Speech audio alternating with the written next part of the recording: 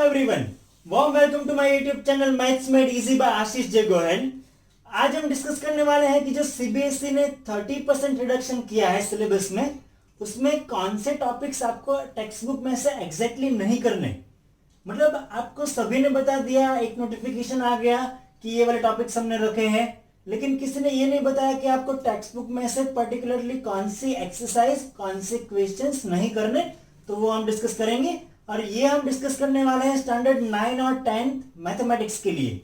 ठीक है, 9 जून को हमारे जो एचआरडी मिनिस्ट्री है उसमें से डॉक्टर आरपी निशंक सर ने एक वीडियो लेक्चर के थ्रू निवेदन दिया था कि जो कोई टीचर्स है, इंस्टीट्यूशंस है, वो हमें सजेस्ट करे कि कौन से टॉपिक्स रखने चाहिए, कौन से टॉपिक्स नहीं रखने चाहिए। तो उन्हीं सेशंस के चलते 7 जुलाई को सीबीएसई ने एक नया सिलेबस दे दिया है, उसमें 30% निकाल दिया है। तो ये वाला जो निकाला हुआ सिलेबस है उसमें से टेक्स्ट बुक में कौन से एक्सरसाइज निकल जाते हैं, कौन से पूरे चैप्टर्स निकल गए हैं, वो हम डिस्कस करेंगे। तो आप अपनी टेक्स्ट बुक अपने साथ रखिए और चलिए शुरू करते हैं हम स्टैंडर्ड 9 के साथ। स्टैंडर्ड 9 मैथमेटिक्स के चैप्टर्स में मैं आपको पहले वो वाले चैप्टर्स बता दे रहा हूं जो जिसमें से कुछ भी डिलीट नहीं हुआ है। तो ये वाले चैप्टर्स है चैप्टर 1, 3, 4, 6, 8, 10, 11, 12, 13, 15। सो ये जो 10 चैप्टर्स हैं उसमें से कुछ भी डिलीट नहीं हुआ है। आपको ये सारे चैप्टर्स पूरे के पूरे जो टेक्स्ट बुक में दिए हैं उसी हिसाब से सॉल्व करने हैं।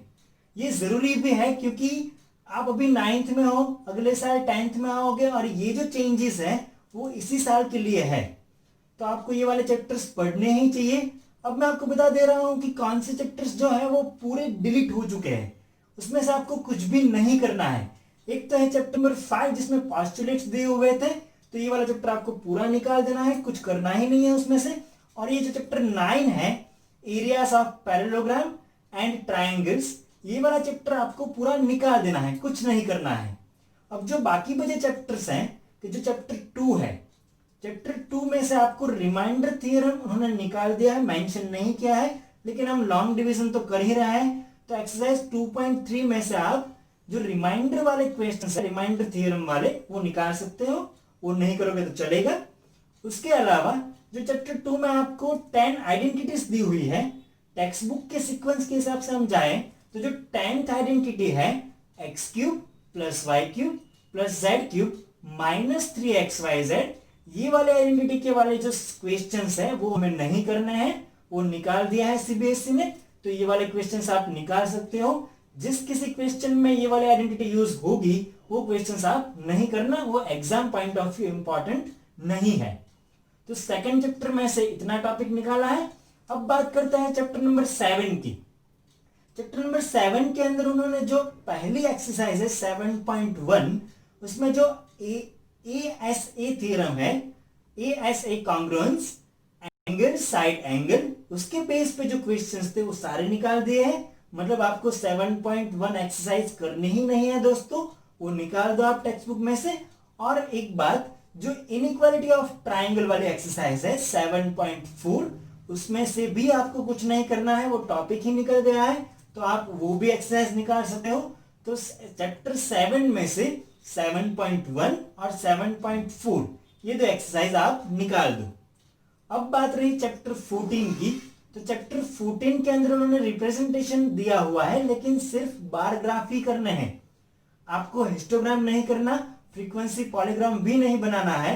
तो आप चैप्टर 14 में से जो एक्सरसाइज 14.3 है उसके 1, 2, 3 ये 3 क्वेश्चंस करने हैं। बाकी के जो 4 ऑनवर्ड्स क्वेश्चन है वो निकाल दो, वो करने ही नहीं है।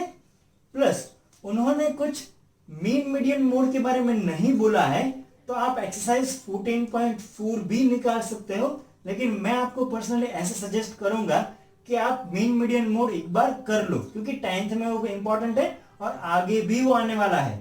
तो आप एक्सरसाइज ना निकालो तो चलेगा, लेकिन सीबीएसई के हिसाब से इतना पोर्शन आपको नहीं करना है।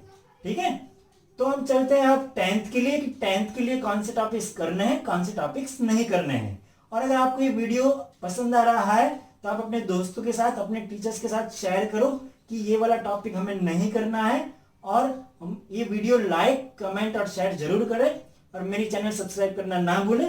तो चलिए शुरू करते हैं। 10th के लिए हमें क्या करना है और क्या नहीं करना है। अब जो 10th वाले बच्चे हैं उनके लिए मैं बता दूं कि आपको कौन से टॉपिक्स जैसे टेक्स्ट बुक में दिए हैं एज इट इज वैसे ही करने हैं, मतलब कुछ डिलीट नहीं हुआ। तो ऐसे वाले चैप्टर्स आप पहले लिख लो, चैप्टर नंबर 4, 5, 9, 10, 11, 15। ये जो सारे चैप्टर्स हैं वो आपको एज इट इज जैसे टेक्स्ट बुक में दिए हुए हैं वैसे ही सॉल्व करना है, कुछ भी डिलीट नहीं करना है उसमें से। अब चलते हैं चैप्टर नंबर 1 की तरफ। चैप्टर नंबर 1 में से उन्होंने जो यूक्लिड्स डिवीजन लेमा है, Euclid's division algorithm, E is equal to b q plus r, ये वाले सारे क्वेश्चंस है वो निकाल दिए हैं। तो मतलब आप एक्सरसाइज 1.1 कैंसिल कर दो अपनी टेक्स्ट बुक में से, नहीं करनी है ये एक्सरसाइज, बाकी सारा कुछ करना है। चैप्टर नंबर 2 में से उन्होंने वैसे कुछ स्पेसिफिक नहीं बोला है, लेकिन डिवीजन वाला, लॉन्ग डिवीजन वाला टॉपिक उन्होंने ऐड नहीं किया, लेकिन मैं ऐसा सजेस्ट करूंगा पर्सनली कि आप वो वाला टॉपिक कर लो। एक्सरसाइज 2.3 में ऐसे क्वेश्चंस दिए हुए हैं, आपको ऑलरेडी लॉन्ग डिवीजन आता ही होगा, तो आप वो वाले क्वेश्चंस सॉल्व कर लो, वो मत निकालो, ठीक है। चैप्टर नंबर 3 में से उन्होंने क्रॉस मल्टीप्लिकेशन मेथड जो है वो पूरी निकाल दी है, मतलब आपको एक्सरसाइज 3.5 पूरी निकाल देनी है, वो करनी ही नहीं है। क्रॉस मल्टीप्लिकेशन मेथड निकल चुकी है इसलिए, ठीक है। अब चैप्टर नंबर 4 तो पूरा करना है, उसमें तो कुछ क्वेश्चन ही नहीं है। चैप्टर नंबर 5 में मैं आपको सजेस्ट कर सकता हूं कि आप 5.3 में जो क्वेश्चन नंबर 11 ऑनवर्ड्स क्वेश्चन है वो बेसिक मैथ्स वाले ना करें तो चलेगा, एक बार आप समझ लो, लेकिन एग्जाम पॉइंट ऑफ व्यू वो आप ना करो तो चलेगा। बाकी स्टैंडर्ड मैथ्स वाले हैं वो उनके लिए इंपॉर्टेंट है, तो आपको कंफर्म करना ही है, वो मत निकालना। अब चलते हैं चैप्टर नंबर 6, वो काफी बड़ा चैप्टर है, उसमें से उन्होंने जो एरिया ऑफ ट्राइंगल, ये वाला जो थ्योरम है जिसमें हम लिखते हैं area of ABC divided by area of PQR is equal to AB square divided by PQ square. तो ये वाला जो प्रूफ है वो निकाल दिया है, प्लस इस प्रूफ के चलते जो इसके बेस पे क्वेश्चन है वो भी निकाल देना है, मतलब आपको पूरी एक्सरसाइज 6.4 नहीं करनी है, वो आप निकाल दो। प्लस एक और थ्योरम का प्रूफ है उन्होंने निकाल दिया है, वो है कन्वर्स ऑफ पाइथागोरस थ्योरम। सो ये जो कन्वर्स ऑफ पाइथागोरस थ्योरम है ये भी आप निकाल दो, वो भी हमें नहीं सॉल्व करना है। तो इतने टॉपिक निकल गए चैप्टर 6 में, बाकी सारा कुछ करना है। तो चलिए आगे बढ़ते हैं हम चैप्टर नंबर 7 की तरफ। आप अपनी टेक्स्ट बुक में ये सारा सब कुछ मार्क करके रखिएगा ताकि आप बता सको कि आपको कौन से टॉपिक्स नहीं करने हैं, और आपको खुद को भी ख्याल रहे कि जब पढ़ने बैठे एग्जाम के लिए तब मुझे ये वाले टॉपिक्स करने हैं, ये वाले टॉपिक्स नहीं करने हैं, ठीक है। 7 के अंदर आपको एरिया ऑफ ट्राइंगल वाला टॉपिक नहीं करना है, मतलब आप एक्सरसाइज 7.3 पूरी निकाल लो, वो वाला टॉपिक हमें करना ही नहीं है। उसके अलावा सारा जो टॉपिक है वो हमें करना पड़ेगा। अब चलते हैं ट्रिग्नोमेट्री की तरफ। चैप्टर नंबर 8 के अंदर उन्होंने कॉम्प्लीमेंट्री एंगल वाला सेक्शन रिमूव कर लिया है, तो आप एक्सरसाइज 8.3 निकाल लो।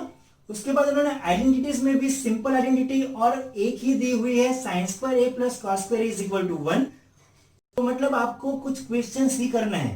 तो मैं आपको बता देता हूं स्पेसिफिकली एक्सरसाइज 8.4 में से आपको कौन से क्वेश्चंस करने हैं, कौन से क्वेश्चंस नहीं करने हैं। तो आप लिख लो एक्सरसाइज 8.4 में से आपको जो क्वेश्चन नंबर मेन क्वेश्चन 3, 4 है वो आप कैंसिल कर लो, वो नहीं करने हैं। प्लस आपको जो मेन क्वेश्चन 5 में काफी सारे सब क्वेश्चंस दिए हुए हैं, उसमें से क्वेश्चन नंबर 5 और 8 नहीं करने, बाकी सारा कुछ करना है। अब चलते हैं आगे question number 8, sorry chapter number 8। तो उसके अंदर आपको पूरा चैप्टर करना है, क्योंकि एंगल ऑफ एलिवेशन डिप्रेशन वो दोनों जो रेंज में दिया है वही रेंज उन्होंने अभी भी बोला है, तो उसमें कुछ चेंज नहीं होता, वो आपको पूरा चैप्टर करना पड़ेगा। और चैप्टर 10 और 11 में भी सेम है, आपको कुछ भी चेंज नहीं हुआ, तो आप वो पूरे चैप्टर्स कर लेना।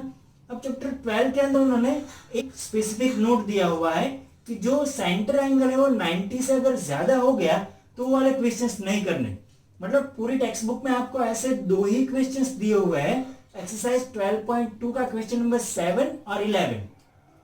इन दोनों क्वेश्चंस के अंदर आपको एंगल 90 से ज्यादा दिया हुआ है, तो आप वो क्वेश्चंस निकाल दो, बाकी सारा पूरा आपको करना पड़ेगा। वैसे 12 चैप्टर में से कुछ नहीं निकला, सिर्फ 2 क्वेश्चन है कि जो इस क्राइटेरिया में नहीं आ रहे हैं। अब चलते हैं आगे चैप्टर नंबर 13। सो चैप्टर नंबर 13 के अंदर आपको पूरा एक टॉपिक है फ्रस्ट्रम ऑफ कॉन, वो वाला नहीं करना है, वो पूरा टॉपिक निकल गया है। मतलब आप टेक्स्ट बुक में से जो एक्सरसाइज 13.4 है और उसके आगे वाला इलस्ट्रेशन जिसमें फ्रस्ट्रम आ रहा है वो सारा निकाल दो, बाकी का सारा पोर्शन आपको करना पड़ेगा एग्जाम के लिए। और आगे चलते हैं स्टैटिस्टिक्स के बारे में बात करते हैं। तो उसके अंदर आपको जो लास्ट एक्सरसाइज है 14.4 जिसमें लेस देन टाइप हो जाए, मोर देन टाइप हो जाए, जो ग्राफिकल रिप्रेजेंटेशन दिया हुआ है वो वाला टॉपिक नहीं करना है, तो आप वो एक्सरसाइज निकाल दो, वो वाले क्वेश्चन सारे हमें नहीं सॉल्व करने। प्रोबेबिलिटी में से आपको सब सारे क्वेश्चंस करने पड़ेंगे, उसमें से कुछ नहीं निकला है। तो ये वाला जो डिस्कशन है वो हम यहाँ पे समाप्त करते हैं अभी कि कौन से टॉपिक्स हमें करने हैं, कौन से टॉपिक्स नहीं करने हैं। लेकिन मैं आपको पर्सनली ऐसे एडवाइस देना चाहूंगा कि आप जो सारे टॉपिक्स निकाले हुए हैं वो सिर्फ एक बार समझ ले, पढ़ ले। एग्जाम के लिए आप वो ना करें वो चलेगा, लेकिन ये मेरा एक मैसेज है आपको कि आगे ये काफी काम आने वाला है। कोई भी आप एग्जाम देने वाले हो उसमें भी आपको काम आएगा।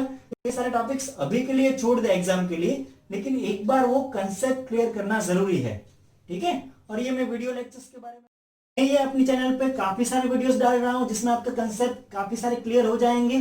तो जुड़े रहिए मेरे चैनल के साथ, मेरे साथ, और लाइक, कमेंट, शेयर और सब्सक्राइब करना ना भूलें। Stay tuned for more videos like this.